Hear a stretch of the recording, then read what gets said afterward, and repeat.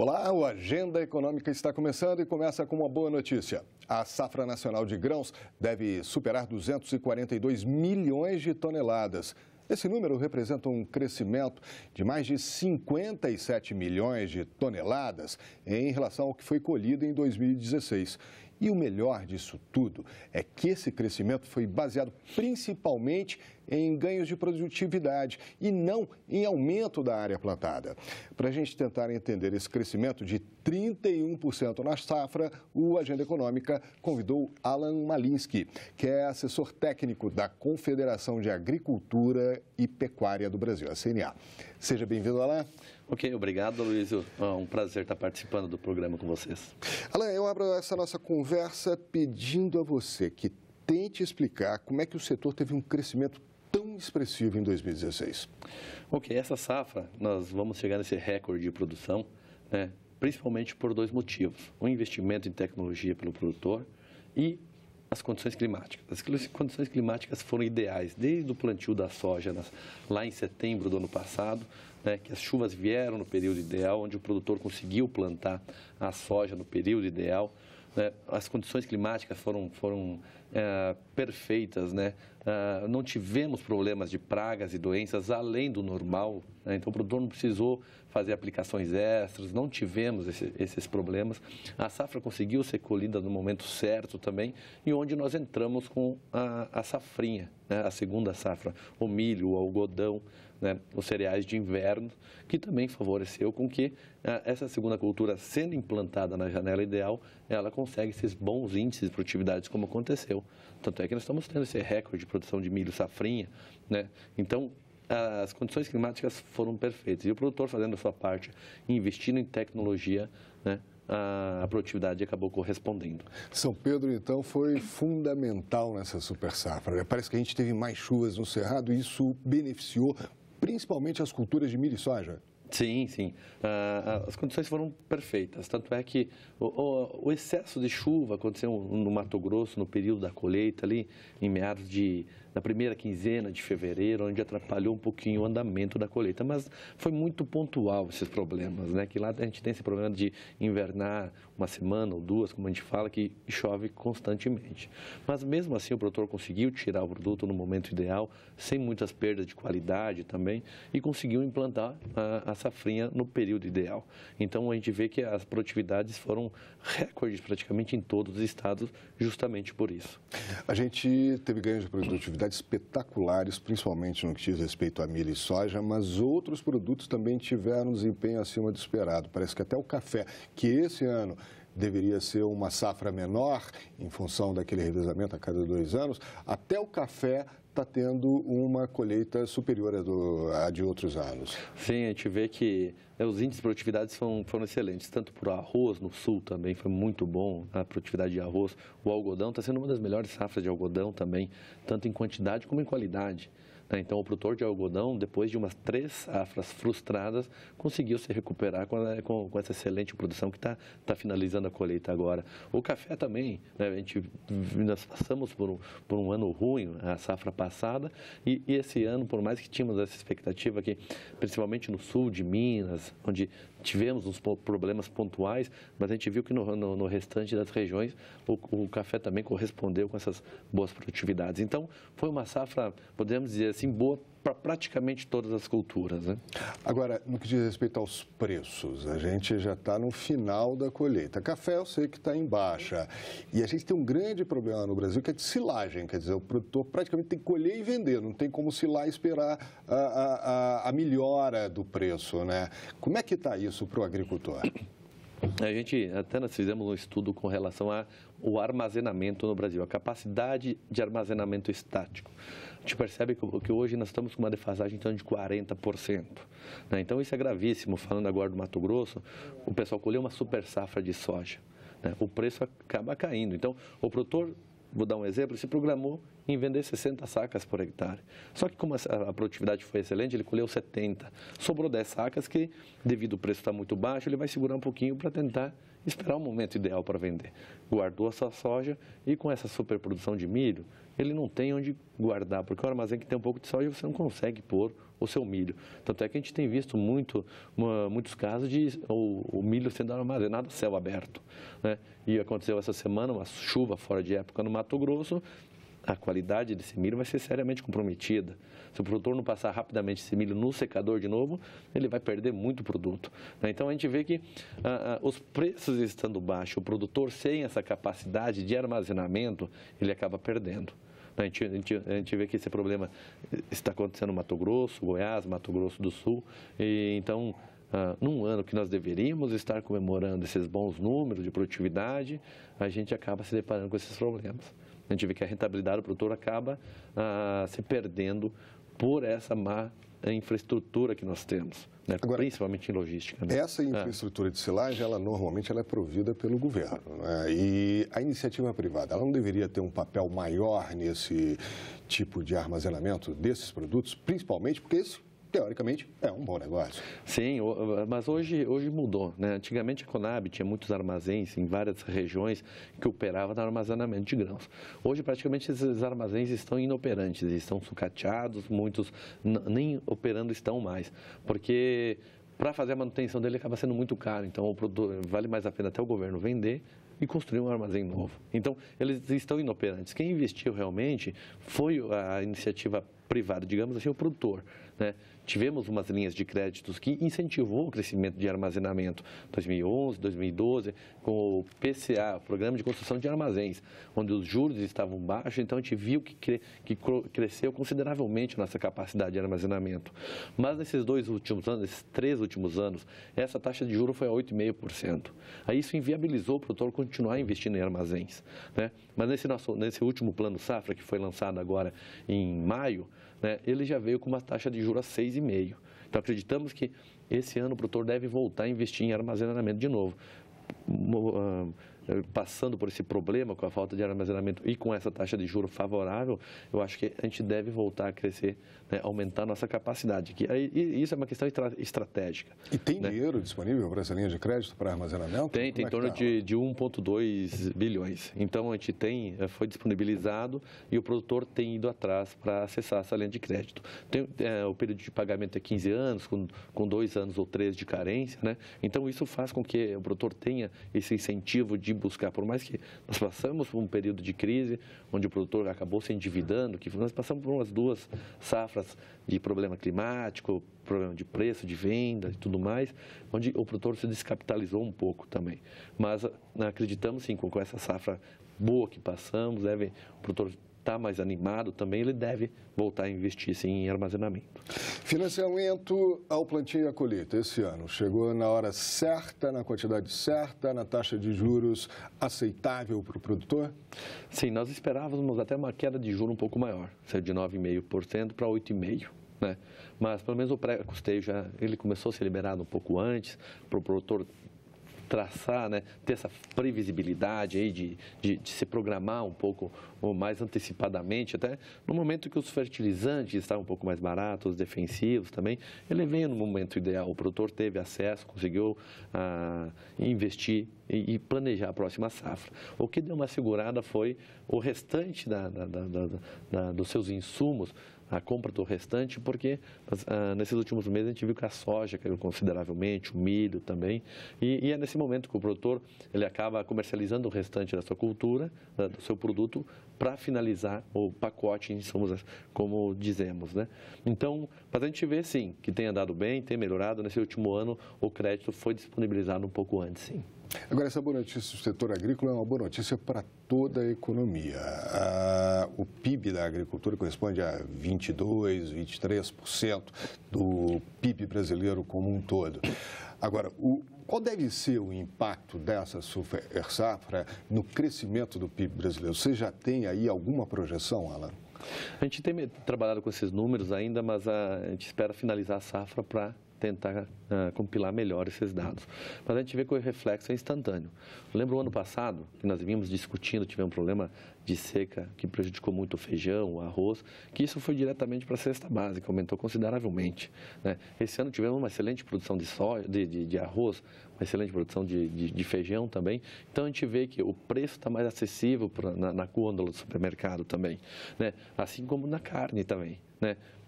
Essa superprodução de milho, de soja, favorece. É insumo para produzir frango e porco. Exatamente. Né? Praticamente a carne que a gente vai comer daqui a uns dias, né? Suínos e aves. E a gente vê que tem correspondido também. A gente vê que na gôndola não tem, os preços têm se mantido estáveis ou até com uma leve queda.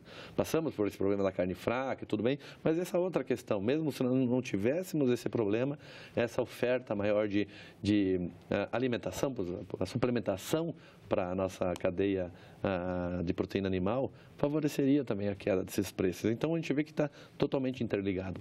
O agronegócio indo bem, a economia vai bem, o consumidor vê o reflexo na gôndola, sim.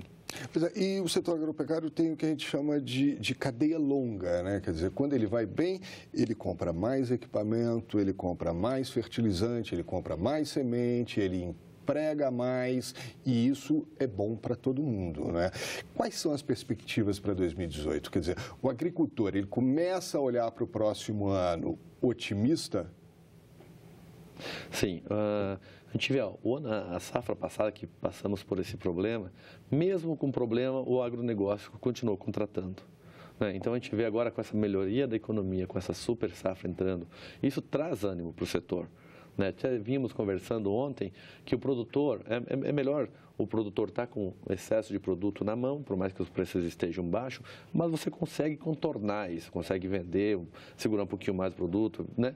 O pior é quando acontece como a safra passada, que você não tem produto. E aí, por mais que o preço esteja bom, você não colheu nada.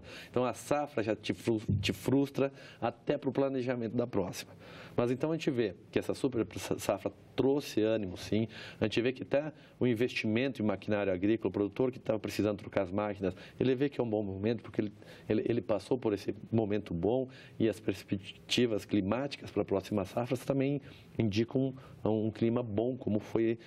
Pode ser que não seja perfeito como foi esse último, mas a perspectiva de um clima bom também. Então, isso traz ânimo, isso o produtor vai continuar investindo na propriedade, em tecnologia, com certeza vai ter um leve aumento de área, também deve ter, né? Porque passando por produção boa, a gente acaba trazendo o ânimo, o produtor vai fazer a parte dele dentro da porteira, ele vai continuar investindo, porque a gente fala que o produtor é eterno, ele é otimista sempre, né?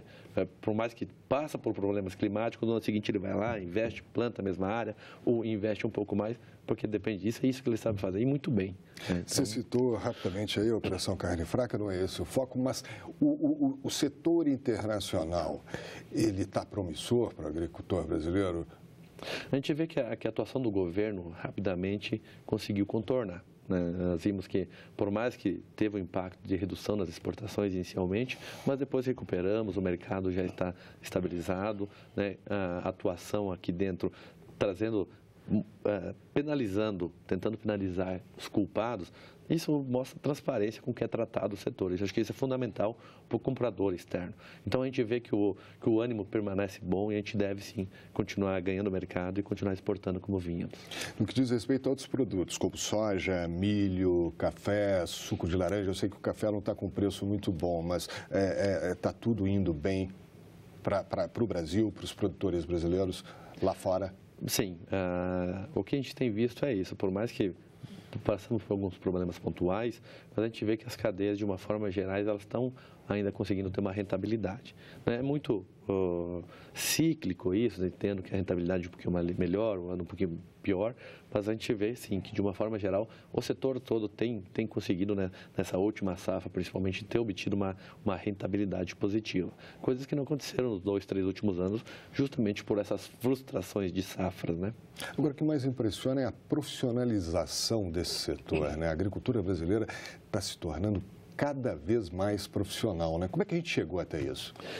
Isso, eu acho que é um conjunto de situações, né? O mercado precisando desse produto, porque hoje a soja, praticamente, o milho, ele sai da lavoura e vai direto para o mercado consumidor, vai direto para o prato de comida, digamos assim, por mais que passe pela cadeia, né, para transformar em proteína animal. Então, a gente está muito dependente disso. Qualquer problema de produção pode afetar o mercado, afeta o mercado consumidor. Então, a gente vê que as empresas se profissionalizaram muito. A gente vê, falando de safra de soja americana, qualquer notícia que tenha lá, que aconteça, no mesmo momento a gente já sabe que o impacto é instantâneo, né? Então, hoje até a gente fala que não existe mais essa questão de querer guardar mercado, eu vou guardar minhas informações para tentar... Não existe mais isso. A gente vê que é muito transparente. Você tem acesso às informações, essas informações andam muito rápidas, né? Então, as empresas profissionalizaram muito a sua equipe para ir a campo, identificar os possíveis problemas, né? A gente já tem previsões de 6 meses climáticas, então isso dá previsibilidade para o mercado também. A agricultura de precisão também, ela traz uma segurança, ela traz uma economia de recursos, atuando pontualmente onde precisa.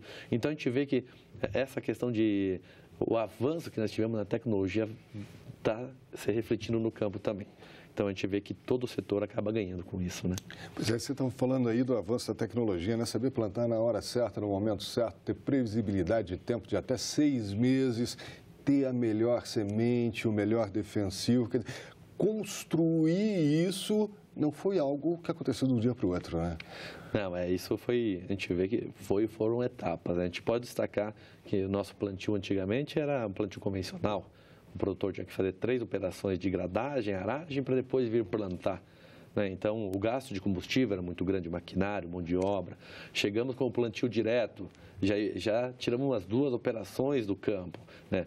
Evitamos a questão de erosão. Depois viemos também com a Embrapa, a pesquisa ganhando muita força. Entramos com a biotecnologia, né? Depois entramos com a biotecnologia resistente a lagartas. Então, a gente vê que a tecnologia vem avançando muito rápido também. Tanto é que nosso crescimento em área é muito pequeno comparado com a produção. Se nós pegarmos os últimos 20 anos, crescemos aqui uns 30% em área, mas quase 300% em produção. Então, a gente vê que a produtividade, ela vem respondendo muito rápido. Sabendo a demanda da planta por determinado nutriente, você aplicando o determinado nutriente no momento certo, a planta corresponde em produtividade. Então, a gente vê que esse investimento em tecnologia dentro das instituições privadas, públicas, o reflexo está no campo. Isso a gente pode trazer desde grãos, a cadeia animal também, o ganho de produtividade de um suíno, de uma ave é gigantesco comparar com os anos atrás, né? Então, isso é reflexo do estudo do investimento em tecnologia que tem sido feito, né? E é bom destacar que esse crescimento aí de 57 milhões de toneladas, ele está baseado principalmente em produtividade, né? A gente vê, por exemplo, no caso da soja, me parece que aumentou de 4 mil para 5 mil sacas por hectare, é esse o número correto? Hoje nós estamos fechando com uma produtividade de 52 sacas por hectare. O ano passado também ele sai um pouquinho, ele distorce um pouco, porque nós tivemos quebra de produtividade em todos os estados. Mas uma média que o Brasil vinha trabalhando era 49 sacas. Então, nós tivemos quase 3 sacas na média em produtividade. Isso é um número muito grande, né? Tratando-se que o Brasil é muito diversificado, regiões com menor tecnologia, com menor qualidade de solo e manter uma média tão alta assim, isso é um ganho muito bom. Tem casos que o produtor fechou a produtividade acima de 80 sacas por hectare, né? Então, a gente vê que a tecnologia está correspondendo. Mas esse ganho, sim, foi principalmente produtividade. Do ano passado para esse ano, nós crescemos menos de 5% em área, né? E o nosso crescimento de produtividade foi muito grande, produtividade e produção. O ano passado, a nossa estimativa era colher em torno de 210 milhões. Tivemos um problema climático, fechamos em 186. Mas, do ano passado, de 210 para 242 milhões de toneladas, é um incremento muito grande. Então, isso sim, corresponde a essa tecnologia que dá a resposta no campo. Agora, estamos na fase final da colheita e uma coisa que eu não vi até agora é reclamação do produtor quanto à infraestrutura de transporte, quanto a como escoar essa safra para o porto. O que aconteceu? Melhorou realmente as condições? A gente vê vê que esse é um assunto recorrente. Todo ano a gente volta a discutir sobre isso e tal, mas percebemos que tem melhorado sim nos últimos anos. Uma questão que chamou muita atenção, que reduziu as filas no porto, foi a questão de agendamento. Então, o caminhão que carrega a sua carga em uma trade, ele só vai poder sair do seu local para o destino se ele tiver já o momento de descarga, o agendamento de descarga de sua carga. Porque para evitar isso, de ficar aquele armazenamento em caminhões que a gente falava, que a gente via aquelas filas gigantes no porto, o caminhão lá parado esperando para descarregar. Isso impactava no custo do transporte, impactava em problemas sociais, os caminhoneiros parados esse tempo todo. Então, isso foi praticamente resolvido. Os problemas que têm se destacado ainda são com relação ao nosso corredor norte. A gente viu o que aconteceu na BR-163, onde faltam ainda ser asfaltados 100 quilômetros, e no período da chuva, sim, tivemos problemas e graves lá. Teve caminhoneiro que ficou 30 dias parado praticamente devido àqueles atoleiros e tudo mais, né? Então, mas eu acho que estamos indo no caminho certo ali também. Temos já o compromisso de ser finalizada essa BR esse ano, né? Então acreditamos que para a próxima safra já deve melhorar bem também. Lá nós temos potencial de exportar mais de 30 milhões de toneladas por esse arco norte. O que significa muito mais investimentos do setor naquela região, né? Sim, e um ganho para o produtor, porque ele vai evitar rodar 2.000 quilômetros de caminhão para entregar em Santos, Paranaguá. Ele sai e já entrega em Meritituba, né? Então vai facilitar bastante e vai reduzir custo. Então acho que... E o setor todo ganha também, né? Então, porque um caminhão... esse tempo todo que ele perde indo até Santos e voltando também, então tem esse desgaste, tem esse encargo a mais que traz para o custo do Brasil. Então, rodando 600 quilômetros favorece muito. E também a matéria-prima deve chegar ali e deve reduzir também o custo de produção. Então, para 2018, a gente tem que cobrar do governo o quê? Que se resolva a questão da infraestrutura do Arco Norte e o que mais? Como é que o governo pode ajudar a agricultura para que 2018 repita ou supere essa safra de 2017? Eu acredito que serão 2 pontos fundamentais para a gente focar, né? Como já esse ano já teve indícios para isso, que é continuar investindo em armazenamento. Porque hoje a nossa primeira safra, ou a safra verão, é tão grande quanto a segunda, né? E o produtor precisa ter essa capacidade de segurar seu produto um pouco mais para comercializar. Em períodos de colheita, ele colher o seu grão e ter que levar 100 quilômetros para descarregar, né? Isso acaba dando um transtorno muito grande para o operacional da fazenda. Então, a gente precisa, sim, isso tem que ser claro, que precisamos aumentar nossa capacidade de armazenamento na propriedade rural. Enquanto os Estados Unidos conseguem armazenar 80% dessa produção na propriedade rural, nós não chegamos a 24%. Então, isso a gente precisa melhorar e rápido essas condições de armazenamento estático na propriedade rural. Você falou que tem 1,2 bilhão previsto ainda para o setor, né? Exatamente, para esse ano. Isso é suficiente? Não, isso resolveria o problema de 3% a 5%. Então, isso é um investimento que tem que continuar sendo feito para os próximos anos, né? Gradativamente. Um armazém normalmente demora um ano e meio para ser construído, então o impacto não é instantâneo, é um impacto que necessita um certo tempo e necessita esse planejamento já até para a próxima safra. E a outra questão, eu acho que até para dar mais segurança para o produtor, é a gente continuar incentivando o produtor a fazer seguro rural.